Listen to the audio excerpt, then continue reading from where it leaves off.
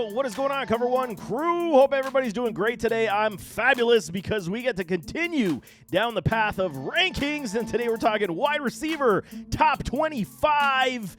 And there's a lot of them. There's a lot of good wide receiver talent on this board, and it's going to continue. And I'm telling y'all, from about 20 down to 35, I can make a lot of players interchangeable based on these rankings. This is definitely not written in stone as we sit today, but it is a good threshold. Hit that like button, hit that subscribe button as we continue to grow this channel. Road to 1,000. We are almost there. Thank you for all the support. Appreciate everybody. What do you say we talk number 1, Justin Jefferson? We knew it was coming. It's JJ, man. He is number 1. Same with number 2, Jamar Chase. We do not need to spend a whole heck of a lot of time on these two gentlemen. They're the cream of the crop right now in the NFL. And, I mean, they're just going to continue. Youth, speed, athletic ability for days. They catch everything that comes their way. JJ and Jamar Chase, 1 and 2 for me. I am right on par with consensus in that respect. Number 3, Tyreek Hill, where everyone's got him at 4. I am 1 ahead.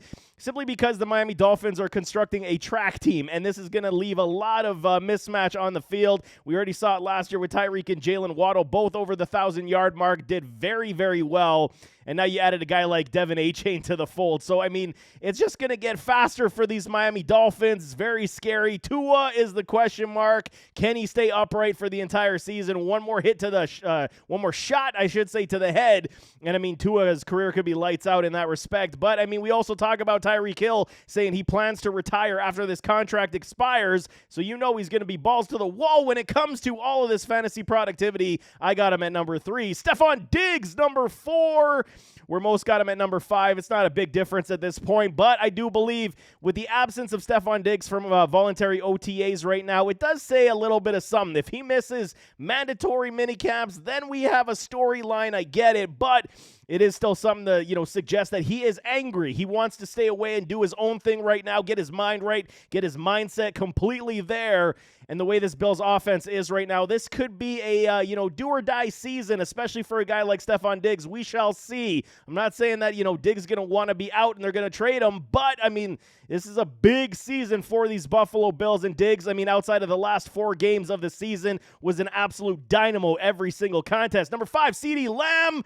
Where consensus has him at 6, I think he's top 5, man. I could even make the argument to put him in the top 4 because CeeDee is that good. He is a route run magician. We saw it last year. He can make every catch to come his way. Added weapons with a Brandon Cooks. Michael Gallup does look that much better coming back from the ACL. This offense is going to hum, man, and they're going to throw the ball a lot, barring any injury from Dak Prescott. Now we got the, great news that CeeDee Lamb, the target share may go down a little bit for Lamb, but, I mean, he's not going to see much double teams anymore with a Brandon Cooks to spread the field. Expect CeeDee Lamb to have a very big season. Number 6, Cooper Kupp, where consensus has him at number 3, coming off the injury, and this Rams team is in complete disarray. That's my skittish part on Cooper Kupp right now. We know what he is. He's absolutely an amazing wide receiver, and if you take him in the top 5, I can't fault you. Right now, I just do not like what the Rams are doing. How is Matthew Stafford's arm going to hold up? How is this offense going to move? They had to bring in a bunch of undrafted rookie free agents because they had no money, traded away a bunch of defense. I don't like what I see in LA right now, even though if their defense doesn't hold up, we're going to see lots of garbage time for Cooper Kupp, which is a positive. He's still going to be one of the better wide receivers in the NFL. A.J. Brown at number 7. They got him at 8. And it's A.J. Brown. He did extremely well. The target share was great. And I mean, okay, if he can up that catch percentage even more, it was 145 targets to only 88 receptions, and he still put up almost 1,500 yards. So you know that this offense in Philadelphia is moving in the right direction. I had my concerns last year on how Jalen Hurts could support a wide receiver cast of Devonta Smith and A.J. Brown. He definitely rung the bell, and A.J. Brown can definitely be trusted with the Eagles. Number 8, Davante Adams, where everyone's got him at 7. I'm a little worried. He took 180 targets last year. He was wide receiver 2 overall in fantasy football, half PPR. Now the Jimmy Garoppolo saga didn't pass his physical. They're going to try it one more time. If he doesn't pass, they're going to cut him. And now you got even more issues. Davante's been vocal about the fact he does not like the path forward of these Vegas Raiders right now, and it's not good. I mean, we got to see how it's going to unfold in training camp. Right now, Adams is still one of the best wide receivers in the NFL, no question, but I just don't like the dynamic of what's going on with the Raiders right now. Number 9, Jalen Waddle. Waddle time. Like I said, man, 117 targets, 1356 in yards. How can you fade Jalen Waddle? He's definitely a top 10 wide receiver in this league, playing with a guy like Tyreek Hill. Track stars, and they're going to do it again in 2023, regardless of who the quarterback is. Hopefully it is Tua, because it will fall off if they do have Skylar Thompson playing QB. But I'm telling y'all, I think Jalen Waddle is an easy home run hit again this year. Amon-Ra St. Brown at number 10. Everyone's got him at 9. And now with the Jameson Williams suspension for 6 games, he's likely going to be the go-to guy once again. When Jameson comes back, we could see a little bit move to that direction of the speedster in the potential superstar of a Jameson Williams. J-Mo is that damn good, but Amon-Ra has proven, I called him a lesser Bobby Trees, Robert Woods, when he came out of the draft, and he's proven me right every single year so far. Amon-Ra at number 10 is a safe bet. Number 11, Garrett Wilson, New York Jets. Now he's got Aaron Rodgers, had himself a very good rookie season, 83 for 1103. Those touchdowns and 4 are going to go up this year with an Aaron Rodgers. Highly likely as they continue to chemistry build. Garrett Wilson should be a surefire player with the New York Jets. And Aaron Rodgers, who knows how much is left in the tank, but he should be able to at least support Garrett Wilson to 1,200 yards and possibly 8 touchdowns this season. Next up is Chris Olave, CO2. My guy at number 12. Everyone's got him at 14. The sleeping has, kind of, people are starting to wake up, I should say, is on Chris Olave because he is that good. And now playing with a Derek Carr, his numbers are going to be that much better. He was playing with Andy Dalton, y'all, and he got himself, 72 receptions for 10, 42, and 4 touchdowns. I fully expect that to go up to 1,150, if not 1,200, and the 6 to 8 touchdowns for Chris Olave. He is going to be a boom candidate on a majority of weeks this year. I believe he was 46% boom rate last year. Definitely fully expect that to go up to around the 65 range. You will be happy with Chris Olave this year. Number 13, Devonta Smith for the Philadelphia Eagles. He was 1,200 yards, 7 touchdowns, 95 receptions. And he is the safety blanket for a Jalen Hurts at this point. A.J. Brown, the big play threat down the field, and Devonta Smith became, the luxury to see, if Jalen needed a first down, he's going Smith. If he needed a good, route run, he's going to Smith. And this is kind of how they're going to operate. It's a good 1-2 punch in Philadelphia, and Smith can definitely be trusted as your wide receiver, too, without even blinking on a weekly basis. Number 14, in a similar realm, T. Higgins. Very similarly to a Devonta Smith. He dealt with some injuries again this year, playing with a Jamar Chase. He's going to see lesser coverage T. Higgins is going to see, and he's going to do it once again this year. Hopefully he can play a full 17, and we can see the full end statistical achievement that we're going to get from T. Higgins. Very safe bet again, once again, for a wide receiver, too, for T. Higgins. Number 15, DeAndre Hopkins. He is now a free agent. And, unless he gets signed before this video drops, he's a free agent. Now, all the rumors are suggesting the Bills and the Chiefs are the front runners to sign his services, which is a positive for the Bills and the Chiefs. And, if we're talking statistical stats that are going to inflate his stat line from last year, he also dealt with that suspension, came back, and he still played very well.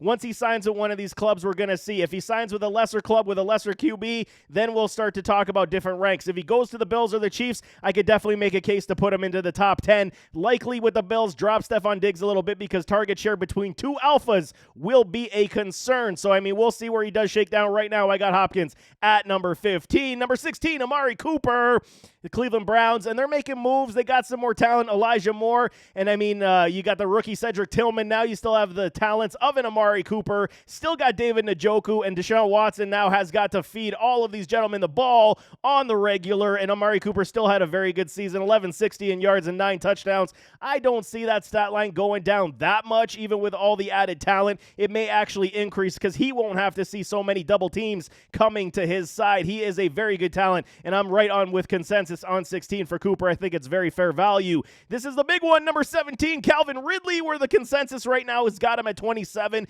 This number on consensus will definitely increase. I'm going ahead of it right now.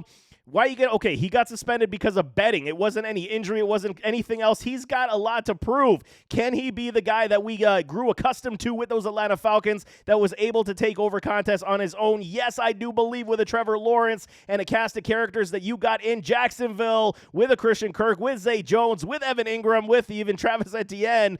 there's going to be ample space and room for Calvin Ridley to roam free, and he could easily find himself back in the wide receiver 12 category, top 12 category of wide receivers. Do not sit there, and I know everyone wants the value to remain around that 27, wide receiver 27 mark. It's not going to happen by the time we get into late August, early September, and we have our fantasy football drafts. Calvin Ridley definitely could be flying up my boards as we get closer to the NFL season. Number 18, DK Metcalf. It's DK Metcalf, and all he does is make plays, man. Even with a Geno Smith, he was able to support it, and I mean, a great stat line overall, 141 targets, 90 receptions, 1048, and 6 touchdowns. The TDs did drop off this year. I do expect him to come back up a little bit, but the yardage and catches also may drop because they drafted a guy like Jackson Smith-Njigba.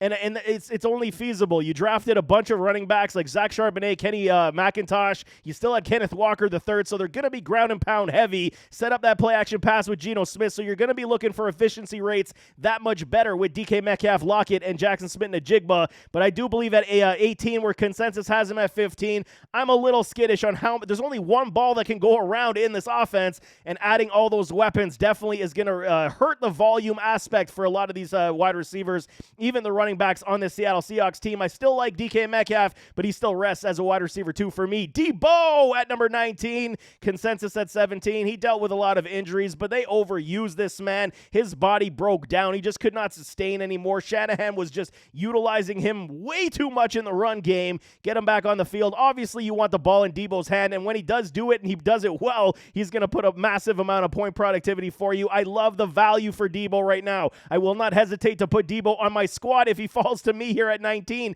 wide receiver 19, because that's extreme value for me, where you can flirt with wide receiver, low-end wide receiver 2 to low-end wide receiver 1 every single week. It's going to be in that realm of possibilities. Debo at 19 is definitely fair. Number 20, Keenan Allen. Is age creeping up on Keenan just a little bit? The rumors they wanted to trade him, get him out of Los Angeles. He's stuck with him. Now he's still there. You got to cast a wide receiver that is going to be very good, barring any injuries. This was the biggest issue last year was Keenan went down. Mike Williams went down. You know, Josh Palmer had to step up. They drafted a Quentin Johnston now, so there will be abilities and viability where you can throw this ball around Justin Herbert. But Keenan Allen is still the wide receiver 1 on this team, but there could be a lot of targets being spread out this year. Do we see the over 100 targets for Keenan Allen? We'll see. I mean, I do believe it's going to be around the 110, 115 for Keenan, and then hopefully Mike Williams can also stay healthy. If they can all stay healthy, coverage will be very difficult on the defensive side, and Keenan will still be a very good wide receiver for y'all. Number 21 to finish this off with the last 5, Scary Terry McLaurin. Okay, you all can sleep on Sam Howell all you want. I'm all in. I've been all in. When he came out of the draft, I even suggested he was the most pro-ready out of that group, and now he gets the former Kansas City Chiefs offensive coordinator, Bieniemy, to call in plays for his direction. And Sam Howell is going to show people what he is. He's a leader. He can run the ball. He's stout. He's got very decently to very good arm, and he's got a rushing upside. You're going to see how this offense is definitely going to move. Will there be mistakes? Absolutely. He's still youthful, and he's going to be learning the game. But with Terry McLaurin, Jahan Dotson, you're going to see a 1-2 punch like nobody's business, and Terry McLaurin should get back to the good graces. The only issue why I got Terry at 21, his consistency rates are very difficult to trust at times. He'll blow up one game, he'll disappear for 2. He'll blow up for 2, he'll disappear for 2. That's just kind of what you deal with a Terry. Hopefully Sam Howell can support this offense with higher regularity. Number 22, DJ Moore with the Chicago Bears. The Bears. It's just chemistry building is why I got him here at 22. He could easily rise into the top 15 for me, and I would not argue it whatsoever. Right now, it's a new team. We got to understand how the progression is going to go this offseason with Justin Fields. If Fields does continue to move forward like I do believe he will, he's a great talent at the quarterback position. I saw it all day long with the Ohio State Buckeyes. I have no doubt that Justin Fields is going to figure it all out, and adding a guy like DJ Moore as the safety blanket, quote-unquote, is going to be a gem of a story for the Bears, and DJ Moore could easily creep into that top 15. No kidding, man. Number 23, Jerry Jeudy. A lot of rumblings, and they got him at 24. I'm one up on that because I do believe Jerry Jeudy is a fantastic talent. Always loved his game. He dealt with some string of injuries. The offense was piss poor last year. Now they got Sean Payton, and they're going to go feeding Jerry Jeudy. He is a wide receiver 1 in this league. He just needs to stay on the field that much better. He did improve his drops, over the 60% mark now, so it's a good sign that we're seeing the progressions for Jerry Jeudy move forward. Now it's on Russell Wilson. Let's ride, Russell, because you got to show out this year. Otherwise, everyone's going to be saying it was the worst trade ever in the NFL to get your services to Denver. But I still like Jerry Jeudy at number 23, Drake London at number 24, and these ones are a little bit more tricky. Right now, this is not set in stone. It's how I'm feeling comfortable for the situation. Drake London should be the breadwinner in this offense for when it comes to target share. Kyle Pitts hopefully does come back from his injury, and then they'll have some balls to spread around. Can Desmond Ridder support it? We'll see. I do like Ridder, but I'm not over the moon on his services at this point. Drake is one of these guys that could easily catch you 12 touchdowns in a season. Could we see it with Bijan Robinson? That is the key. They're going to be very much run heavy. Play action pass will be there, and Drake London could be a optimal red zone threat. Lots of garbage PPR and touchdown upside I do believe is coming for Drake London, hence why I got him at 24. Finish it off at 25. I could have went three ways here, man, but I'm going Christian Kirk right now. How can I fade Christian Kirk over 1,100 yards? Even though Calvin Ridley is likely going to turn into the wide receiver one in Jacksonville, there's still that chemistry that got Christian Kirk to where he was last season. Fabulous year, 133 targets, 84 receptions, 1108 in yards, and 8 touchdowns. I totally believe that those target share is definitely going to decrease. His receptions could be similar, around 75 to 80, but that touchdown mark should go down. I don't foresee 8 TDs coming from Christian Kirk this year unless they're on the deep shot and he does take it and make it a house call. That's the only way. Christian Watson could easily make his way into number 25. Mike Evans, Tyler Lockett, easily I could put him here at number 25, but I do like the fact of how these Jacksonville Jaguars are building. I'm a big fan of Trevor Lawrence, and I do believe in year 3, he's going to figure it out that much more and support this offense. Multiple pieces will be secured for fantasy productivity from Jacksonville, and I'm telling y'all, it's going to look very good. But there you have it. That is my top 25 wide receiver rankings. As we close out the month of May, we're going to start to get into mandatory minicamps, training camp, and then, with preseason's coming, and we got the football season right on our heels. You got to love it. But there you go, man. Nevertheless, as always, don't forget to hit that like button, hit that subscribe button, jump in those comments, give me your thoughts. Road to 1,000, baby. Hit that subscribe button. We're building this community beautifully. I love it. Thank you so much for all the support. But if you disagree with my ranks, throw them in the comments, man. Even if you want to say hi, man, I'll say what's up back. But nevertheless, we'll see you next time. I am out.